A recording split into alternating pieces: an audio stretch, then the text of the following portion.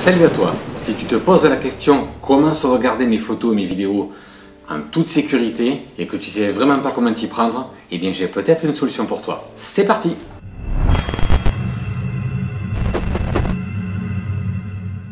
Alors que tu sois amateur ou professionnel, on est tous confrontés à ce même problème. Toutes ces photos qu'on récupère, qu'on collecte, toutes ces vidéos que nous collectons également, que ce soit en mode souvenir quand tu es un particulier ou que ce soit en mode professionnel quand tu le fais pour des clients, eh bien c'est vrai que toutes ces photos et ces vidéos posent un problème pour le stockage. Alors il n'y a pas 50 solutions, il faut investir sur de la capacité mémoire et pour cela il y a, je pense, l'une des meilleures méthodes, c'est le RAID. Alors le RAID, qu'est-ce que c'est? Alors c'est une boîte et cette boîte va se composer de plusieurs étages, en fait des racks. On va pouvoir y loger des disques durs à l'intérieur et c'est grâce à ces disques durs qu'on va pouvoir sauvegarder en toute sécurité nos données.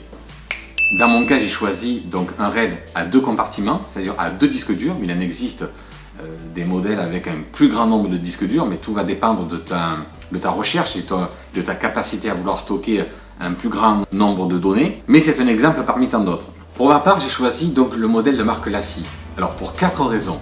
La première, c'est par rapport à la connectique qu'on le retrouve en façade. Cette connectique, lorsqu'on est utilisateur chez Mac, est très utile. Pourquoi? Parce que chez Mac, tout ce qui est prise USB ou carte SD, c'est à l'arrière de l'écran. Et la gymnastique qui consiste à passer devant et derrière, c'est vraiment pas pratique. Donc, en effet, lorsqu'on veut déstocker facilement, ce système-là est vraiment canon. La deuxième raison, c'est le stockage, 16 Tera.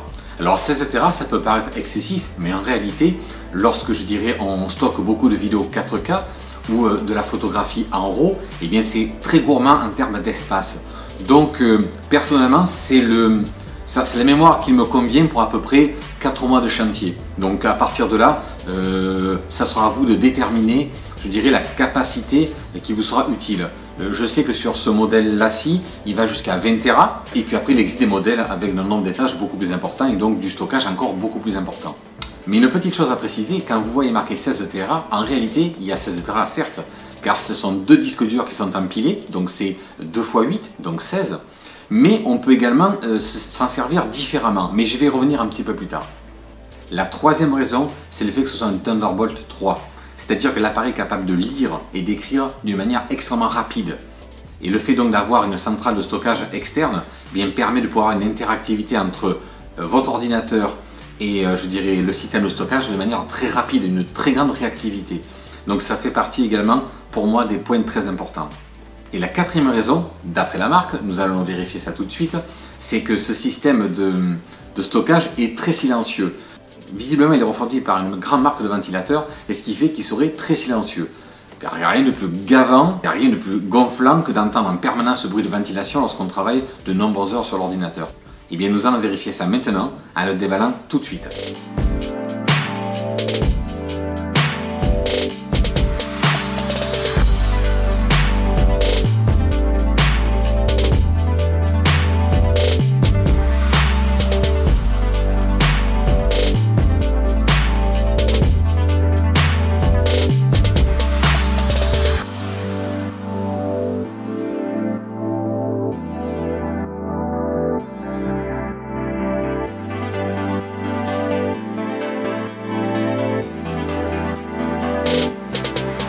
Alors au moment d'installer donc ce nouveau RAID sur mon bureau, bon, pour remplacer l'ancienne que j'avais ici qui était en 2 x 4 Tera, eh bien je me suis rendu compte d'une chose terrible.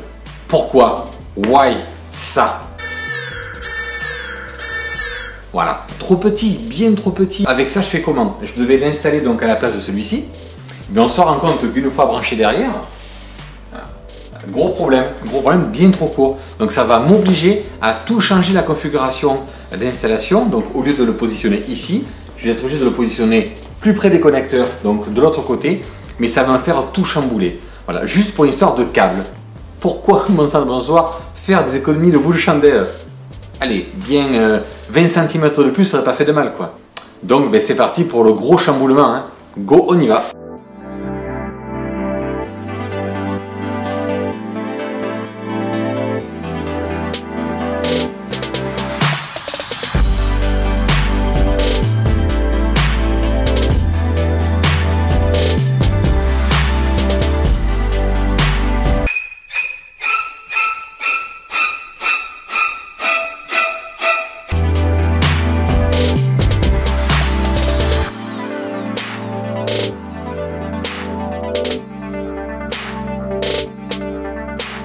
Une fois le RAID connecté, vous n'avez plus qu'à le configurer.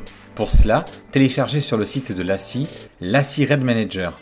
Vous trouverez une version Mac ou PC. Une fois le logiciel installé, il ne vous restera plus qu'à l'ouvrir.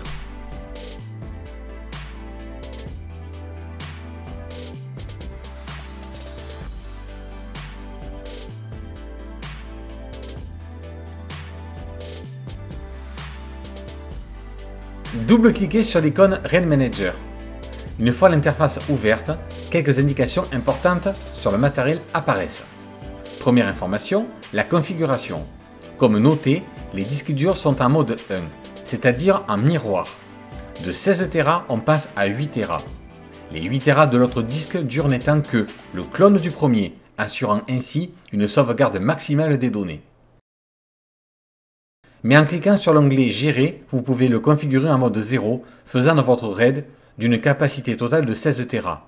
Mais attention, en cas de panne, il n'y a plus de filet, vous perdez tout. Dans Paramètres de l'application, on peut remarquer une option intéressante. C'est la façon que l'on souhaite mettre sous tension l'appareil. Soit en éclairage automatique, c'est-à-dire que dès que l'ordi s'allume, le RAID s'allume également. Ou soit un allumage manuel.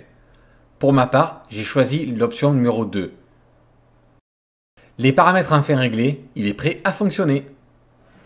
Après ces quelques minutes passées avec ce 16 Tera de chez l'ASSI, eh bien, les impressions sont plutôt bonnes.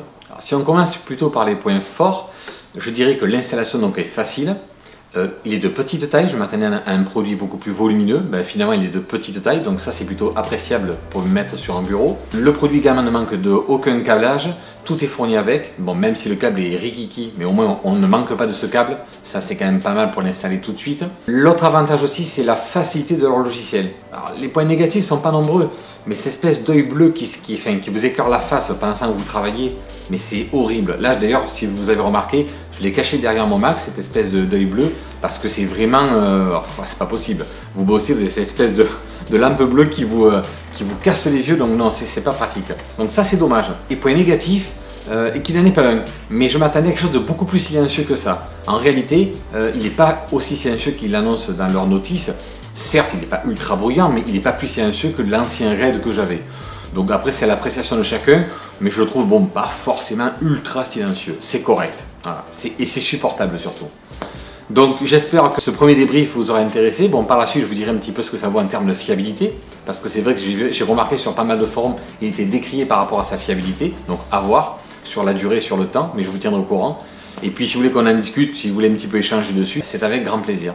Voilà, bien écoutez, je vous souhaite une bonne recherche dans votre solution de stockage. Pour ce, je retourne bosser. À bientôt!